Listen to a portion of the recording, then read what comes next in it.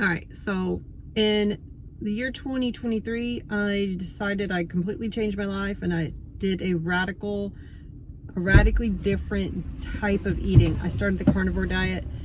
In the first 12 months, I did lose 35 pounds and I did reverse my pre-diabetes and I improved my mental health. And I got Dale to get on board, my husband, and it just completely transformed our lives. It just has been the best decision. For the good.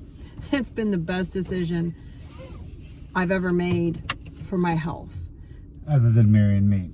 For my health, my physical health. It turned everything around. At the time, I was 47. I started at 47. Dale was 54. So Dale lost 25 pounds in the first year. And in the second year of the carnivore diet, we started optimizing other things and, using more tools to improve. But we always have a basis of prioritizing protein and eating mostly beef, butter, bacon, eggs. How do you know it's going to end well? Well, it's been over 2 years that I've been eating this way and my lab work has improved. My overall health has improved the most of anything I've ever done. And that's including, tons of medications and surgeries and treatments. And overall, my life has improved tenfold. Think about how many times you actually consider the long-term studies of anything that you do in life. I just think it's a weak argument, the long-term studies.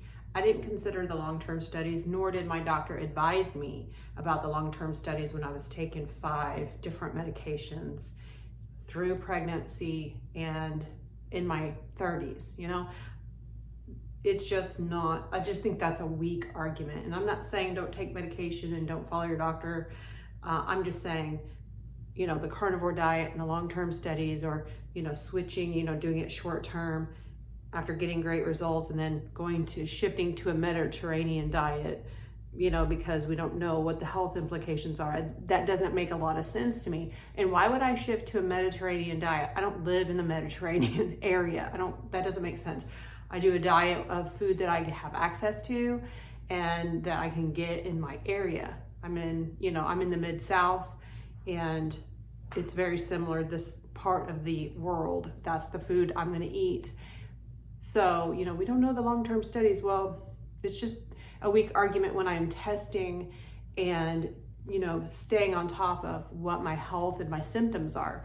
And I don't have very many symptoms. I still have some symptoms, This didn't the carnivore diet improved my life and transformed my health, but it didn't fix all my problems. I'm not saying that you will never have any problems again. Of course, that is kind of ridiculous. 90 days is a good standard amount of time to try a new way of eating, a new habit, a new lifestyle, healthy lifestyle thing. So I don't think restricting carbs, eliminating carbs for 90 days is going to wreck your health. And also, this is just my opinion. I'm not a doctor, I'm not an expert, I'm not a scientist, but this is my opinion. And this is based on my personal experience. My labs and my metabolic health got much better within it actually improved and got better than it ever has been in 3 months, in 90 days. It did not get worse. So, and I had never had such quick improvements. Well, what about not having fiber? Fiber is not essential. By definition, fiber is indigestible. If you're eating the way I eat, which is beef, butter, bacon, eggs, fiber is not essential. It's just like carbohydrates are not essential. What about your cholesterol is going to increase? Do your own research, look into it yourself, but my cholesterol is great.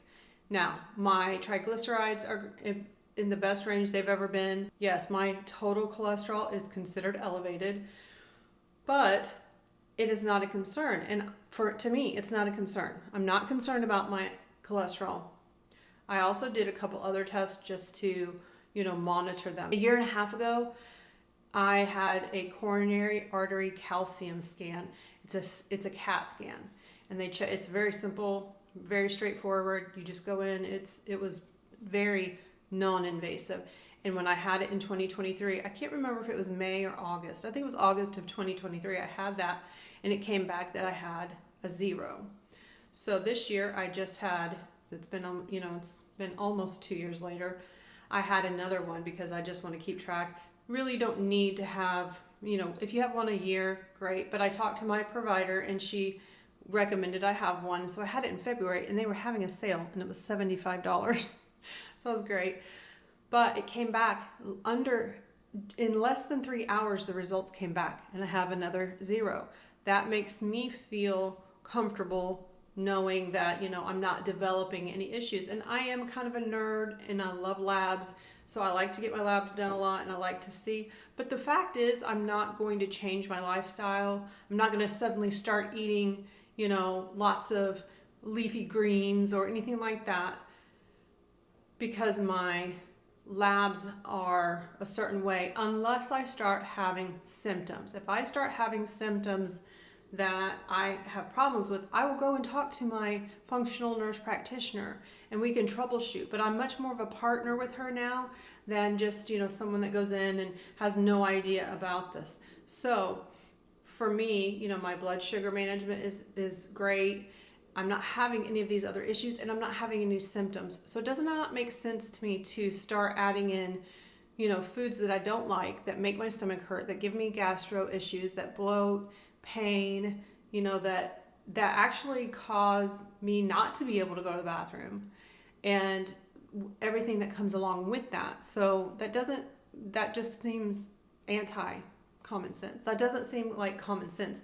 Oh, because, some lab tests came back this way, which these things can fluctuate and there are a lot of components to it. It's not as simple as, in my case, it was not as simple as, oh, your triglycerides are a little bit higher than your normal. They were not elevated on any scale, but for me, they're a little bit elevated. And we talked through that, and it wasn't a matter of I'm not deficient in nutrients. It's not something that, oh, well, you need to eat more vitamin C. You need to eat more oranges because you're low on vitamin C, which that's a whole thing. So I don't have gout. I don't have scurvy. I'm still waiting on those. That's, it's been over 2 years. So I'm certainly not saying that none of these things could ever happen to me. I'm just saying I feel like the risk is low. No variety and eating a balanced diet. My diet's as balanced as I need it to be. Again, I'm not nutrient deficient. I have all of the energy I need and, I'm lean. I'm not carrying extra weight. That's balanced to me. Variety, I don't care about variety anymore. I was always a person that could eat the same thing over and over and over anyway. Like if I have a one-track mind. If you are like, I'm very goal oriented. So like if you say, this is how you do it, eat eggs every single day, something like that. Like I am a all or nothing extreme kind of person. So in the past, with actual real fad diets where they convinced us, oh, drink a slim fast every day for, a month and then eat a balanced, eat a diet, whatever, eat your other meals, whatever that is. I could do that if it was so stupid, like the Special K cereal diet. That one, that's real. And I did that. I tried that. Now, I was really young. I was in my teens when I did that. I was like in high school. But that's nonsense. Most people really, that's just nonsense. Most people, if they just take 2 seconds to think about that, know that that's not healthy. It's not healthy to eat, junk food. You start to think about it that way. Does that make sense? So I don't care about not having a lot of variety and eating the same things over and over and over. I don't care. Eating for me now is mostly like a task. Now, there are times that I'm really looking forward to dinner, especially if I'm going out, with friends and family and we're going to have a nice steak. Yeah, I look forward to that or whatever, but I don't attach emotion to food like I used to. So that's great. So I'm not, the variety of thing and eating a balanced diet or trying to eat junk food, just occasionally in moderation, I always was the worst at doing that because it would feed something that I could just never get enough. There's a lot of information around why that is as well. Part of it is me. Part of it is my brain. I was addicted to sugar and I was addicted to food. So I'm not anymore. It's in remission. I'm in remission. I just say remission a lot now. I have never had problems with high blood pressure or blood pressure elevation. So I'm not concerned about blood pressure being elevated. My blood pressure has stayed normal and within range, and I never have a problem with that. So I'm not concerned about that. Eaten tons and tons of salt for 2 years. Salt to taste. So there's that. I'm not concerned with the risk of elevated cardiovascular disease for the reasons I stated earlier.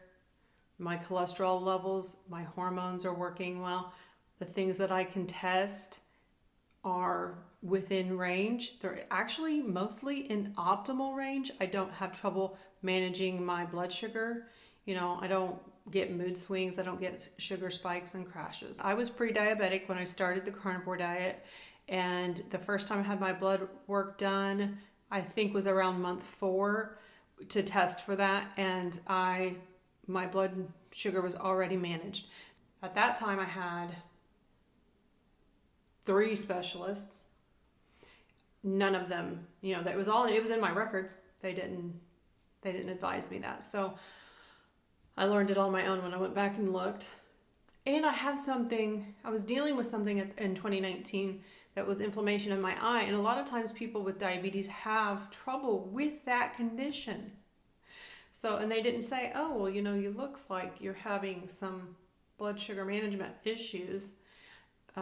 So anyway, and at the time, my cholesterol in 2019, I just saw these records today, my cholesterol was elevated, but my HDL and triglycerides were out of whack.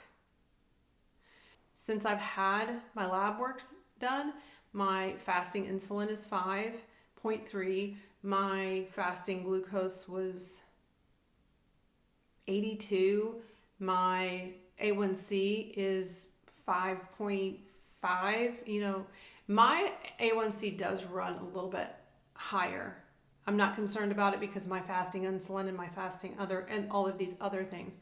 And I talked to my nurse practitioner about it, and we are troubleshooting that because the other thing is my TSH, which is my thyroid hormone, was really, really high. My TSH was really high, which means my replacement dose for my thyroid was so low. It was non-therapeutic. It was like I was not even getting thyroid hormone.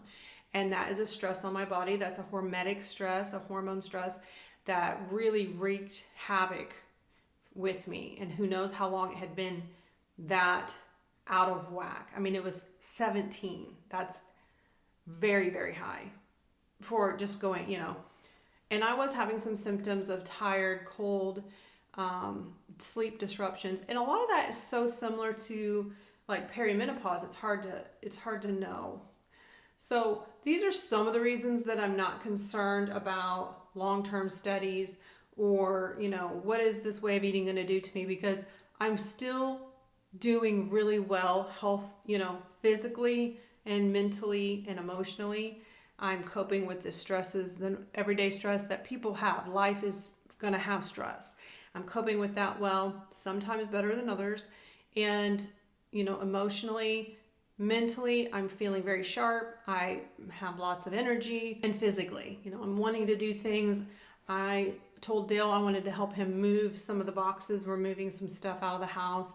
And I said, I want to carry the heaviest thing because I want to test myself physically. So that's my take on the long-term studies and should I stop the carnivore diet? And it's going to be a no from me. All right. I hope you found this helpful. If you liked this video, I want you to watch this video. It's going to be great. I'll see you next time. Thanks.